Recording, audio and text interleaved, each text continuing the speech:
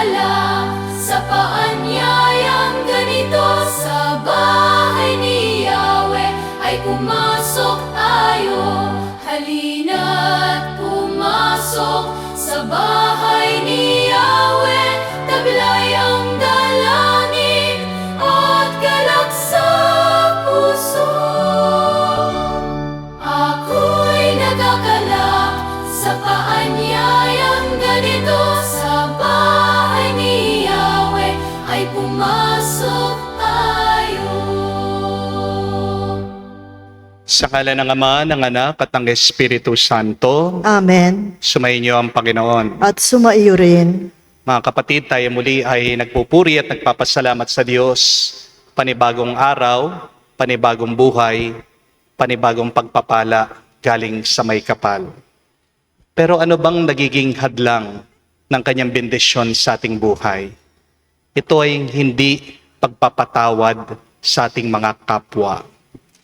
Minsan, kapag tayo ay nagtatanim ng sakit ng loob, yan ang nagiging hadlang para hindi natin matanggap, maranasan ang pag-ibig at pagmamahal ng Diyos sa ating buhay. Kaya naman sa banal na misang ito, tayo magpakumbaba, hilingin natin muli ang kanyang awa, mga pagkakataon na tayo'y nagkimkim ng hinanakit. Sa mga pagkakataon na hindi natin mabitawan ang mga sakit na ginawa ng iba sa atin. Naway hilingin natin maging kamukha natin si Jesus. Marunong tayo bumitiw sa ating mga pinakamasakit na karanasan. Naway tayo lumaya. Sa pamamagitan nito, makaranas tayo muli ng kapayapaan. At para tayo ay makitang karapat-dapat makatanggap sa mga banal na misteryo, hilingin natin muli ang kanyang awa at pagpapatawad. Sabihin natin, inaamin ko Sa makapangyarihang Diyos at sa inyo mga kapatid, na lubha akong nagkasala sa isip, sa salita, sa gawa at sa aking pagkukulang. Kaya isinasamo ko sa mahal na Birheng Maria, sa lahat ng mga anghel at mga banal, at sa inyo mga kapatid, na ako'y ipanalangin sa Panginoong ating Diyos. kawan tayo na makapangyarihang Diyos, patawarin tayo sa ating mga kasalanan, at patnubayan tayo sa buhay na walang hanggan. Amen. Panginoon, kaawaan mo kami. Panginoon, kaawaan mo kami. Kristo, kaawaan mo kami. Kristo, kaawaan mo kami. Panginoon, kaawaan mo kami. Panginoon, kaawaan mo kami. Manalangin tayo. Ama naming makapangyarihan, lakas loob kaming tinatawagan ka sa ngalan mo ng Ama naming banal. Sa kalooban namin ay panahanin mong lubos ang iyong Espiritu sa aming kumukupkup upang sa lupang pinangako kami makapasok sa pamagitan ni Jesucristo kasama ng Espiritu Santo magpa sa walang hanggan. Amen.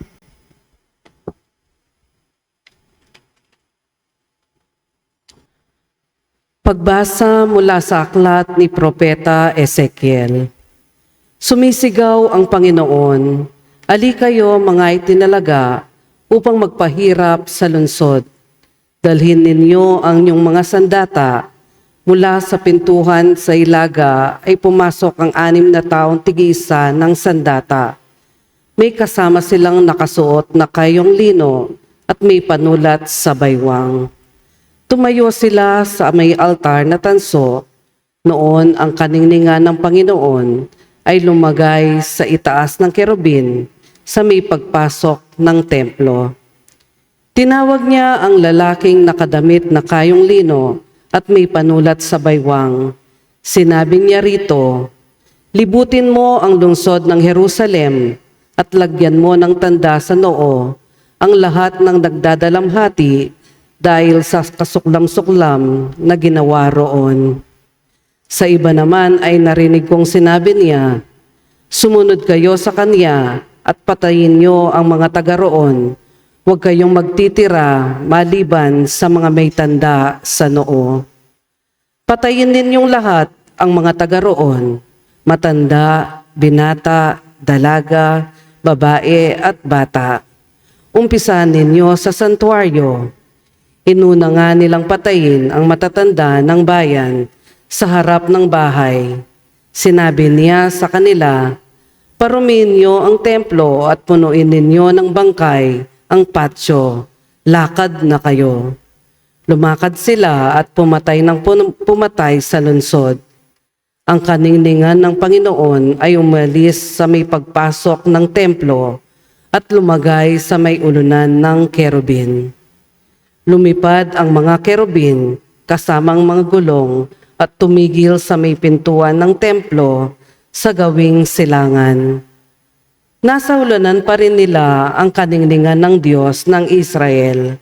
Ang mga ito ay saring 4 na nilalang na nakita ko sa may ilog Kebar at nalaman kong sila'y mga kerubin. Sila'y 4 ng muka at 4 din ng pakpak at may tila kamay sa ilalim ng kanilang mga pakpak. Ang mukha nila ay tulad din ng makita ko sila sa may ilog Kebar, kung saan gumawi, yaong isa ay doon din yaong iba. Ang salita ng Diyos. Salamat sa Diyos. Laganap sa sansinukob ang kadakilaan ng Diyos. Laganap sa sansinukob ang kadakilaan ng Diyos. Dapat na magpuri ang mga alipin. Ang ngalang ng puon ay dapat purihin.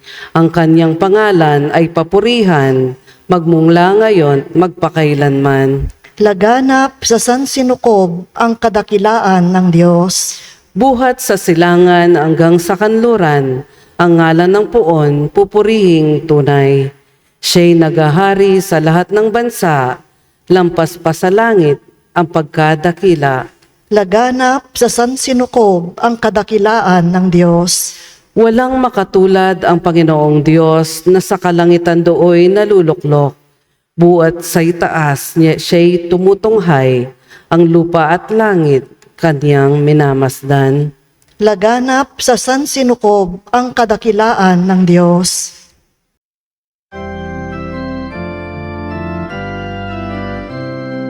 Alleluia, Alleluia, Alleluia, Alleluia, Alleluia, Alleluia, Alleluia, Alleluia, Alleluia, Alleluia, Alleluia. Pinagkasundo ni Kristo ang Diyos at mga tao, kaya't napatawad tayo. Aleluya, aleluya. Sumainyo ang Panginoon. At sumaiyo rin. Ang mabuting balita ng Panginoon ayon kay San Mateo. Papuri sa iyo, Panginoon. Nung panong yun, sinabi ni Jesus sa kanya malagad, "Kung magkasala sa iyo ang kapatid mo, puntahan mo siya at kausapin ng sarilinan. Kapag nakinig siya sa iyo at ang pagsasama ninyong magkapatid ay napapanauli mo sa dati at mapapanumbalik mo siya sa Ama. Ngunit kung hindi siya makinig sa iyo, magsama ka pa ng 1 o 2 tao upang ang lahat ng pinag-usapan ninyo ay mapatunayan ng 2 o 3 saksi. Kung hindi siya makikinig sa kanila, sabihin mo ito sa pagtitipon ng simbahan. At kung hindi pa siya makikinig sa pagtitipon ng simbahan, ituring mo siyang hentil o isang publikano. Sinasabi ko sa inyo, anumang ipagbawal ninyo sa lupa ay pagbabawal sa langit. At anumang ipahintulot ninyo sa lupa ay ipapahintulot sa langit. Sinasabi ko pa rin sa inyo, kung ang 2 sa inyo rito sa lupa ay magkaisa sa paghingi ng anumang bagay sa inyong panalangin, ipagkakalob ito sa inyo ng aking Amang nasa langit. Sapagkat saan man may 2 o 3 nagkakatipon dahil sa akin, naroon akong kasama nila." Mga kapatid, ang mabuting balita ng ating Panginoon. Pinupuri ka namin, Panginoong Hesukristo. Magandang araw po muli sa inyong lahat. Meron pong isang kwento tungkol sa isang teacher. Inutusan po niya ang kanyang mga estudyante na kumuha po ng isang malinis na papel. At pinasulatan po niya yung kanyang mga pupils na mga masasakit na salita doon sa papel. At pagkatapos, inutos po ng teacher na lukutin nila yung kanilang mga papel. Pagkatapos, inutos din po ng teacher na tapakan nila ito pong papel. Sabi po nitong teacher, ngayon, humingi kayo ng sorry dyan sa papel. Ibalik nyo sa dati. So sinubukan po, binuksan ng mga estudyante yung kanilang mga nalukot na papel, pinlansya po nila, tinuwid po nila, pero puno pa rin po ng gusot. Sabi po ng teacher, ganyan ang tao kapag pinahiya mo. Maaaring patawarin ka niya, pero hindi ibig sabihin na mawawala yung sugat, yung peklat na ginawa mo sa kanya. My dear friends, be careful with public humiliation. An apology can heal, yes, but it cannot always erase the scars. Kaya ang tanong, bakit kaya tayo minsan pinapahiya natin yung ating mga kapwa? Para lang ba itama natin sila? Do you really need to publicly humiliate someone to correct them? Kapag nagkamali ang isang tao, kailangan mo ba siya talagang sigawan? Kailangan mo bang ipahiya ang isang tao sa harap ng maraming tao kapag nagkamali siya? Kailangan mo bang ikalat sa social media ang pagkukulang ng isang tao? Minsan akala natin kapag napahiya ang isang tao, doon siya magbabago. Hindi po ba? Pero aminin natin, merong iba na namamahiya dahil gusto lang nilang gumanti. Di po ba? Merong namamahiya dahil gusto nilang patunayan na sila tama at yung kabila ay mali. Pero tandaan niyo po ito, ang kahihiyan ay madalas hindi po nagbubunga sa pagbabago. Nagbubunga ito sa galit, takot, at paglayo. If you want to make someone bitter and resentful, humiliate them publicly. Wala pong bumabait at bumubuti dahil pinahiya mo siya sa harap ng iba. Hindi po ba? Kaya nga po, palagi kong tinatandaan at inaalala yung turo po ng aking teacher. Sabi niya, correct in private but praise in public. Correct in private but praise in public. Kasi kung gusto talaga nating magbago ang isang tao, huwag mo siyang ipapahiya, sa halip mahalin mo siya. Amen? Parang halaman lang po yan eh. Kapag nakita mo ang isang halaman na nalalanta, anong gagawin mo? Sisigawan mo ba? Hindi. Hindi mo po sasabihin doon sa halaman, wala kang kwentang halaman, bakit hindi ka tumubo? Hindi niyo po gagawin yon. Hindi po ba? Sa halip, didiligan mo yung halaman. Aalagaan mo ng mabuti.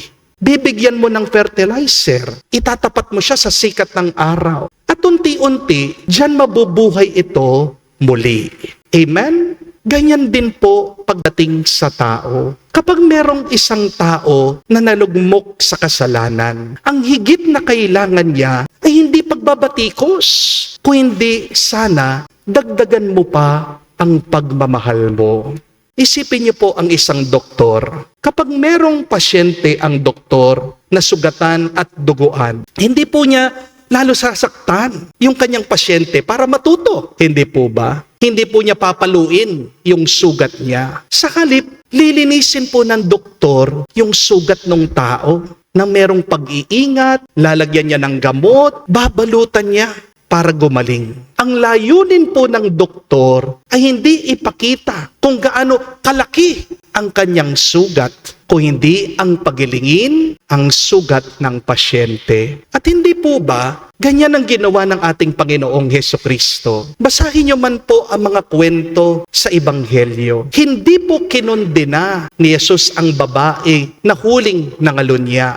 Hindi po nilantad si Sakeo sa harapan ng ibang tao. Hindi sinumpa si Pedro matapos niyang itatwa ng 3 ulit ang Panginoong Hesukristo.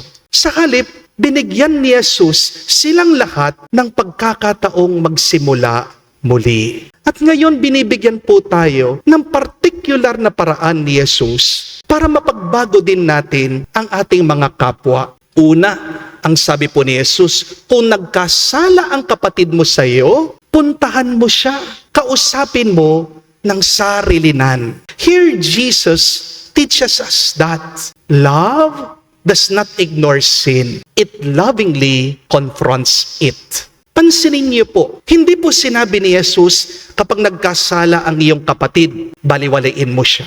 Sa halip, sinabi niya, lapitan mo siya. Aminin po natin na minsan kapag nasaktan tayo ng iba, iniiwasan natin sila. Hindi po ba? Ayaw natin silang makita. Binablock natin sa Facebook, Instagram, o sa TikTok. Pero tandaan niyo po ito, kung ginagawa mo ito na may galit, delikado ka. Ang galit po kasi parang lason. Kapag hindi mo yan inalis sa puso mo, lalo yang makakasakit sa'yo. Hindi po ba? Ang galit, kapag tumatagal sa puso mo, nagiging puot. At ang puot, para pong basura. Kapag hindi mo tinapon yung basura, ano pong mangyayari? Yan po yung nagpapakalat ng sakit. Nag-a-attract ka ng mga langaw. Mangangamoy yan. Oo, naunawaan ko po. Minsan masakit yung ginawa ng ibang tao sa atin. Pero anong magagawa mo? Ang pinakamagandang paraan para maging payapa ka ay tanggapin mo yung nangyari, damhin mo, padaanin mo lang yung sakit ng loob sa puso mo. Pero para bumuti at lumaya ka, kailangan mong sabihin doon sa nakasakit sa'yo na nasaktan ka niya. Amen? Kasi minsan, meron mga ibang tao, hindi po talaga sila aware, mulat sa ginagawa nila. Diba? Palagi ko naman sinasabi sa inyo, wala pong antena ang ibang tao. Hindi naman manghuhula ang ibang tao. Paano sila hihingi ng tawad sa iyo kung hindi mo naman sinabi na nasaktan ka nila? Hindi po ba, mga kapatid? Huwag mo lang tiisin ang kasalanan ng iba. Tandaan mo, hindi pagmamahal kapag pinapabayaan mo ang iba sa kasalanan nila. Real love does not pretend everything is fine. And true compassion does not tolerate sin. Kung talagang mahal mo ang isang tao, dapat sabihin mo sa kanya ang kanyang pagkakamali at pagkukulang. Kung masaktan mo sila sa iyong pagsasalita, pasensya na sila. Pero kung hindi masasaktan ng isang tao, di ba, hindi naman siya magbabago. Amen? Love sometimes says the uncomfortable truth because it wants the other person to become better. So don't forget, correction is an act of mercy when it is motivated by love rather than revenge. Pero pangalawa po, kung itutuwid mo ang mali ng isang tao, mag-usap kayo lang dalawa. The first conversation in correction should always be private, not public. Nakakalungkot po, di po ba? Nakabaliktaran madalas ang ginagawa natin ngayon. Kapag nasaktan tayo, kinekwento natin sa iba. Kapag nagagalit tayo, pinopost natin sila agad sa social media. Kapag meron taong nagkamali, ibabalita mo sa buong barangay, sa buong opisina, sa buong pamilya. Ang taong dapat unang makarinig ng problema, siya pa yung huling nakakaalam. Hindi po ba nakakalungkot yan? Mga kapatid, tandaan niyo po, kapag hindi mo sinasabi sa taong nakasakit sa iyo ang kasalanan niya, sinisiraan mo na lang siya. Amen? Napakalinaw po ng utos ng ating Panginoong Hesukristo. Ang sabi ni Jesus, go to Him. Hindi sinabi ni Jesus na go to them. Hindi po sinabi ni Jesus na puntahan mo yung kapitbahay mo. Hindi po inutos ni Jesus na i-chat mo ang mga kabarkada mo. Hindi po niya sinabi na i-post mo, ibalita mo sa lahat ng kasalanan ng kapwa mo. Ang sabi po niya, lapitan mo siya. Bakit? Dahil ang layunin ng pagwawasto ay hindi naman po yung manalo ka sa argumento, kundi yung maibalik mo yung mabuting relasyon. Hindi pong pamamahiya ng taong nagkamali ang tutulong sa kanya para magbago. Tandaan niyo po ito, kapag ang layunin mo ay pinapahiya mo yung tao, hindi po pagmamahal yan. Pero kapag ang layunin mo ay maituwid siya, maibalik mo siya sa tamang landas. Kahit na mahirap ang inyong pag-uusap, kahit na masakit, yan po ang tunay na pagmamahal. Pero pong isang kwento tungkol po sa isang maliit na bata na mahilig pong naglalaro sa lupa. Madalas nadudumihan po yung kanyang damit. Pero pag uwi po nitong bata, pag nakita po siya ng kanyang nanay, madalas tahimik lang po si nanay, aalisin yung kanyang damit at lalabhan. Nagtatanong po yung panganay na anak, sabi, Mami, bakit hindi niyo pagalitan si Bunso? Para naman matuto. Palagi kayong napapagod. Ang dumi-dumi ng kanyang damit. Kayo palagi naglalaba. Sumagot po itong nanay. Alam niya po, sabi niya, kapag marumi ang damit, kailangan mo itong linisin at labhan. Hindi mo sinasabit ang maruming damit sa gitna ng barangay para pagtawanan ang tao. Napakaganda pong larawan nun, no? It reminds us that correction should clean a person. Correction should never display the dirt, the sin of the person. Maganda pong pagmunihan ito. Ano ba yung pananaw ko? Ano ba yung ugali ko? Ano ba yung attitude ko sa kasalanan ng iba? Meron ba akong galit? O meron ba akong awa at pagmamahal? Ano ang ginagawa mo pagkatapos kang saktan ng iba? Tahimik ka lang ba? Nagkikimkim ng galit? Umiiwas ka? O sinusubukan mong kausapin sila? Mga kapatid, ang tunay na alagad ni Kristo, hindi po namamahiya.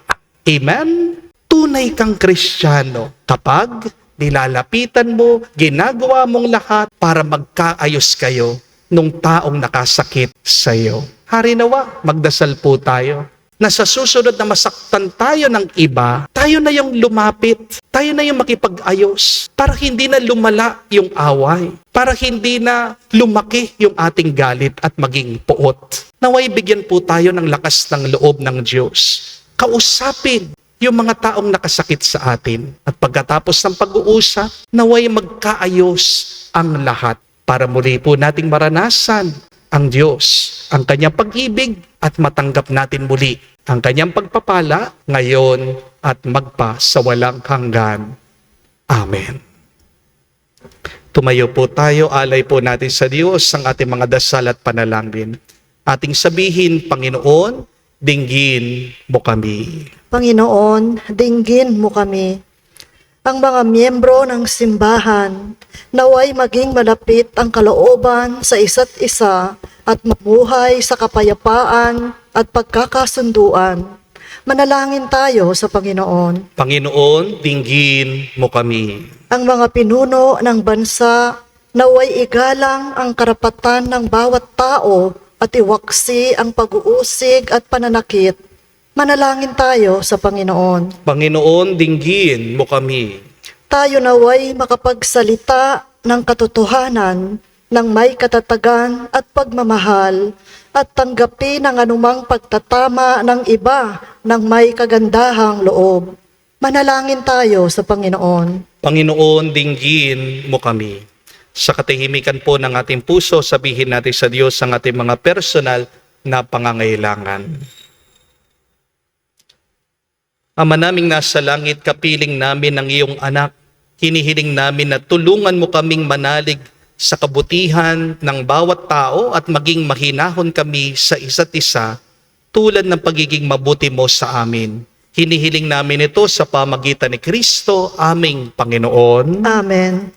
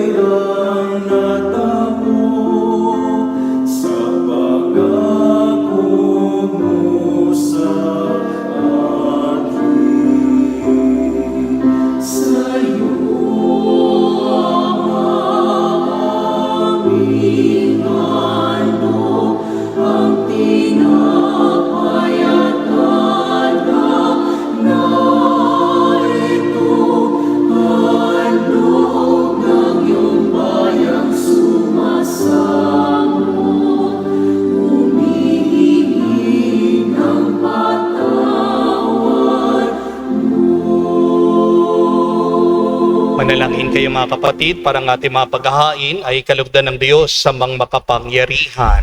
Tanggapin nawa ng Panginoon itong paghahain sa iyong mga kamay, sa kapurihan niya at karangalan, sa ating kapakinabangan at sa buong sambayanan niyang banal. Ama naming lumikha, kalugdan mo ang mga alay ng iyong sambayanan, ang pinagmamagandang loob mong ibigay sa amin upang maihahin siya. Nawang gumanap ng iyong ginagawa upang kami tubusin.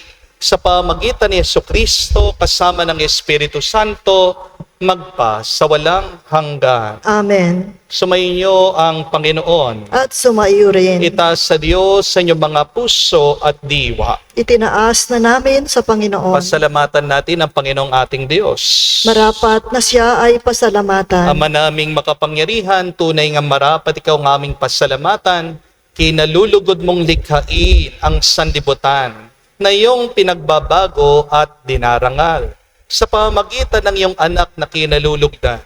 Kaya't utang na loob ng iyong mga tinangi na mga banal na kapiling mo lagi ang iyong pag-iliw at pagkakandili. Kaya kaisa ng mga anghel nagsisiawit ng papuri sa iyo nang walang humpay sa kalangitan. Kami nagbubunyi sa iyong kadakilaan.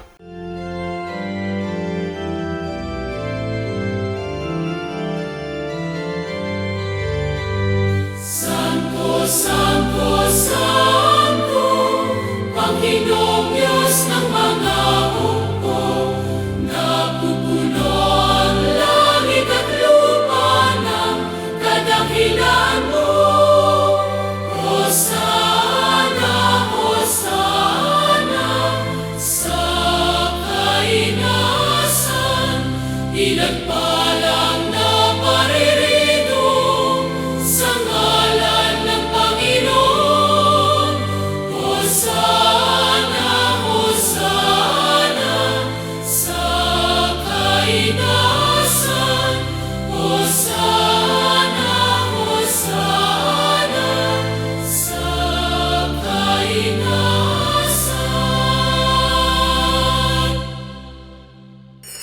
Ama naming banal, ikaw ang bukal ng tanang kabanalan. Kaya't sa pamagitan ng iyong Espiritu, gawin mong banal ang mga kaloob na ito, upang para sa amin maging katawan at dugo ng aming Panginoong Hesukristo. Bago niya pinagtiis ang kusang loob na maging handog, hinawakan niyang tinapay, pinasalamatan kanya, pinaghati-hati niya iyon, inabot sa kanya malagad at sinabi, tanggapin ninyong lahat ito at kanin. Itong aking katawan na ihahandog para sa inyo.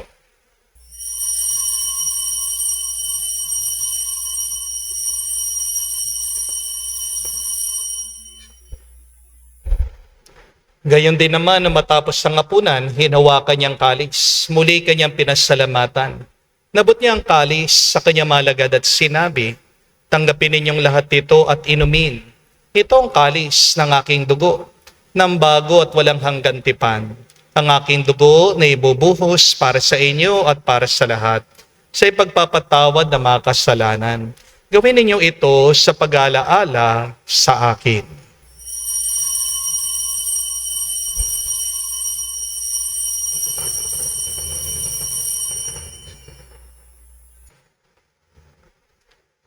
Ang misteryo ng pananampalataya.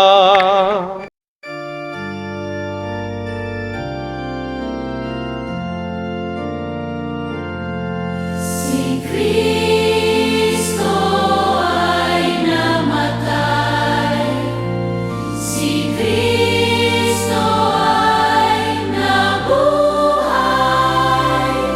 si Kristo ay babalik sa wakas, sa wakas, sa wakas ng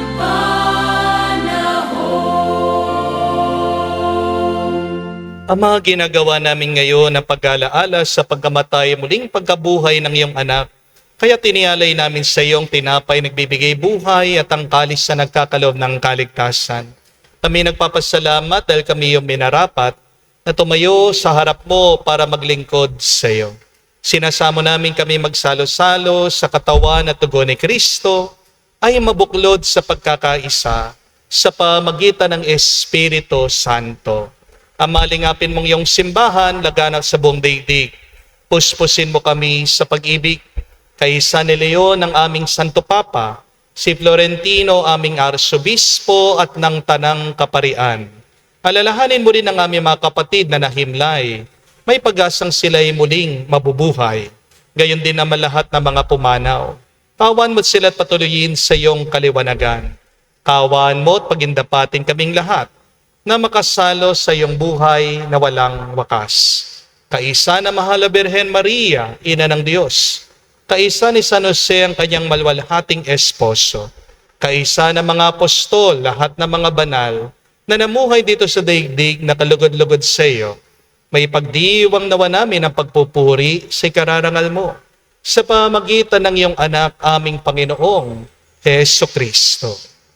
Sa pamamagitan ni Kristo, kasama niya at sa Kanya, ang lahat ng parangal at papuri ay sa iyo, Diyos Ama, makapangyarihan, kasama ng Espiritu Santo, magpasawalang hanggan. Amen, Amen, Amen, Amen, Amen. Sa nakagaling na utos sa turo ni Jesus sa Panginoon natin na Diyos, ipahayag natin ng lakas, loob.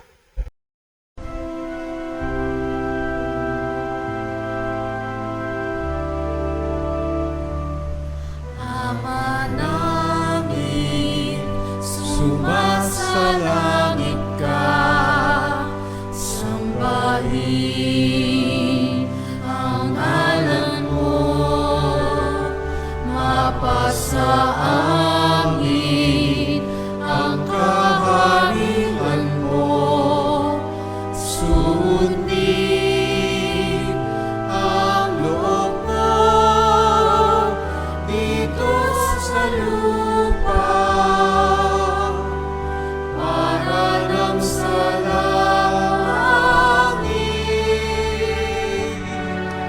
Bigyan mo kami ngayon ng aming kakanin sa araw-araw at patawarin mo kami sa aming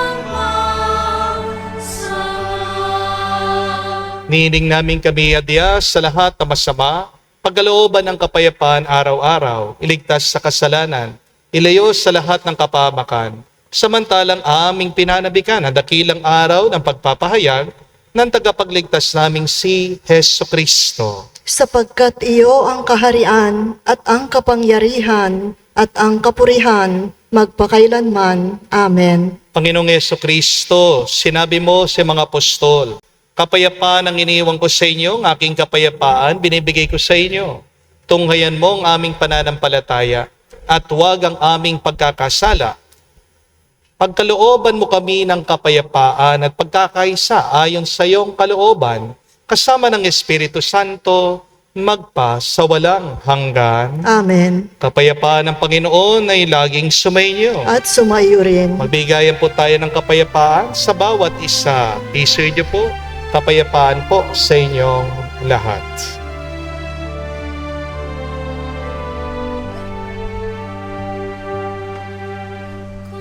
Kordero ng Diyos na nag-aalis ng mga kasalanan ng sanlibutan, maawa ka sa amin.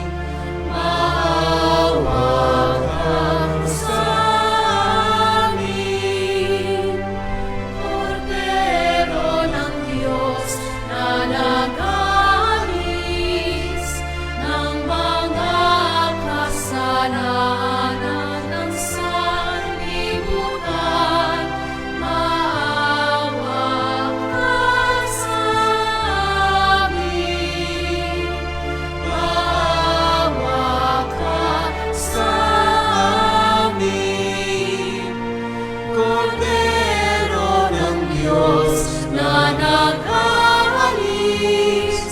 ng mga kasalanan ng sanlibutan, ipagkaloob mo sa amin ang kapayapaan.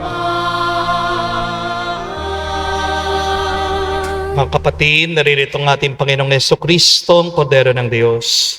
Siya nag-aalis sa mga kasalanan ng sanlibutan. Mapalad tayong lumalapit sa piging ng Kordero. Panginoon, hindi ako karapat-dapat na magpatuloy sa iyo, ngunit sa isang salita mo lamang ay gagaling na ako.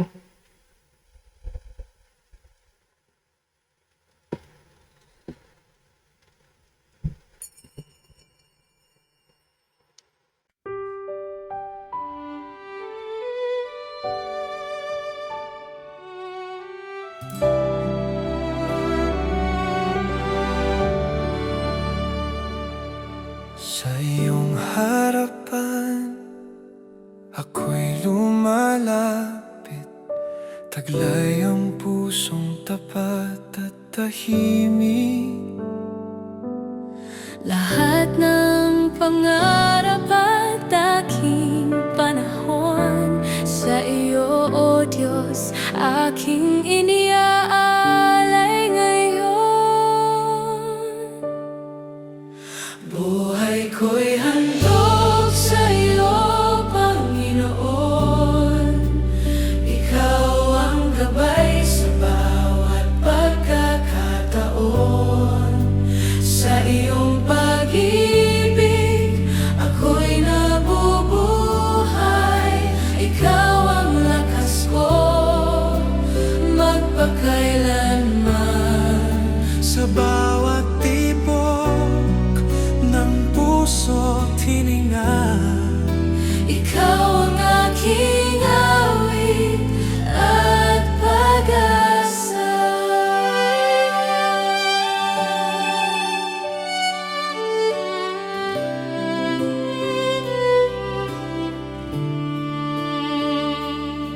sa tuwa at lungkot, sa bawat paglalakbay, ikaw ang ilaw na aking tanglaw. Gawin mong tapat ang puso kong alay upang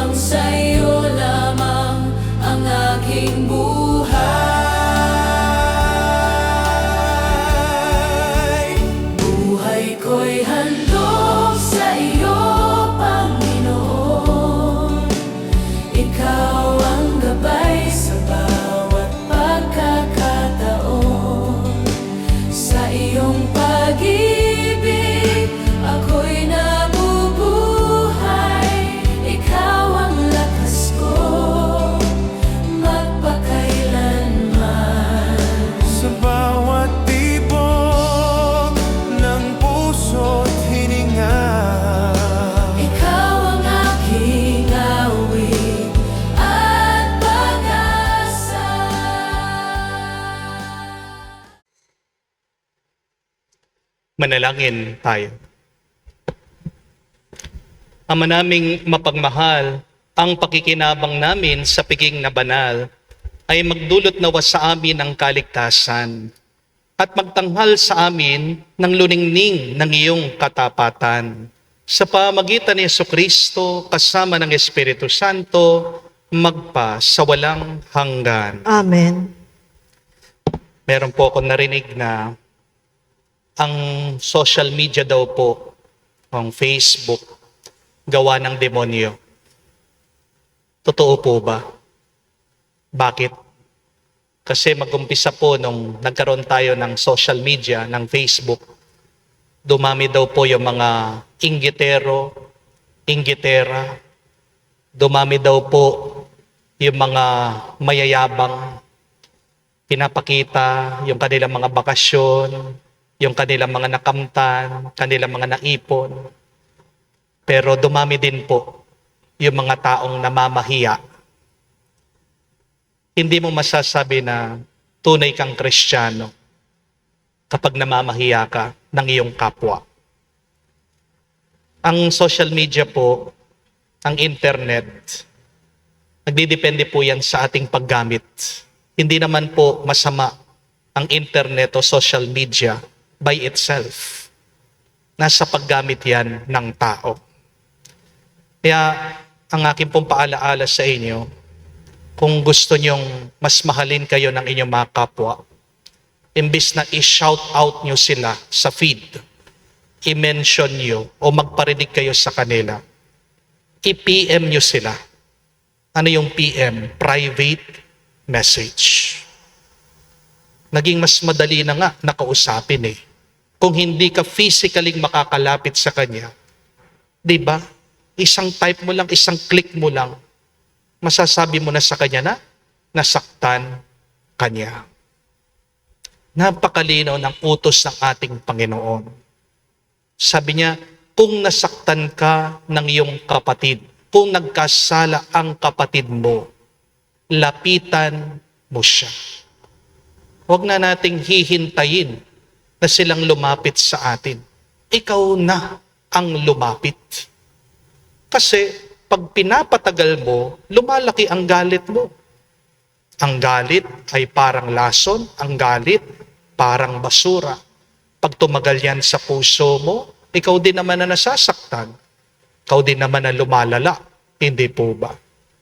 Kung gusto mong lumaya, kung gusto mong sumaya, lapitan mo yung taong nakasakit sa'yo, kausapin mo siya, kayo lang dalawa. At kung hindi po nagtagumpay yun, sabi pa nga ng ating Panginoon, magdala ka ng 2-3 kaibigan para maging saksi. Hindi ka naghahanap ng mga kasangga, maging saksi. Silang mamamagitan sa inyo. Pero kung hanggang doon, hindi pa rin naniniwala, nagbabago yung taong nakasakit sa'yo, sabi niya, dalhin mo sa simbahan. Hopefully naman, sa simbahan, pag kinausap siya ng pari, pag binasbasan siya, magbago na siya. Pero kung hindi pa rin siya nagbago, sabi ng Panginoon, tratuhin mo siya bilang isang hentil. Nung ibig sabihin nun, kakalimutan mo siya? Hindi. Ipaubaya mo na lang siya sa Panginoon. Dahil tandaan niyo po, ang Diyos, na converted din niya, na pagbago din niya ang mga hentil sa tamang panahon. Ibig sabihin, hindi pa tamang panahon na magbago ang taong yan. Pero darating pa rin ang panahon na siya'y bubuti, siya'y magbabago sa tulong at sa awa ng Diyos. Pero umpisan mo sa'yo, alisin mo na ang galit mo. Kausapin mo siya. Kung ayaw niya, basta't ikaw, inalis mo na yung lason sa iyong puso. Sino yung taong yan na nakasakit sa'yo? Kinausap mo na ba? Nilapitan mo na siya? Huwag ka na magsasayang ng oras at panahon. Maiksi ang buhay. Life is short. Our time is limited. Be happy. Makipag-ayos ka sa Kanya. Dahil pangako ng Panginoon, pag daw ang mga tao ay nagkakasundo, doon naririnig ng Diyos ang ating panalangin at doon niya tayo binabasbasan ng sobra-sobra. Sumainyo ang Panginoon. At sumaiyo rin. At kayo'y basbasan ng Diyos, makapangyarihan sa lahat, sa ngalan ng Ama, ng Anak, ng Espiritu Santo. Amen. Ang ating misa ay natapos na. Pumayo kayo sa kapayapaan ni Kristo. Salamat sa Diyos.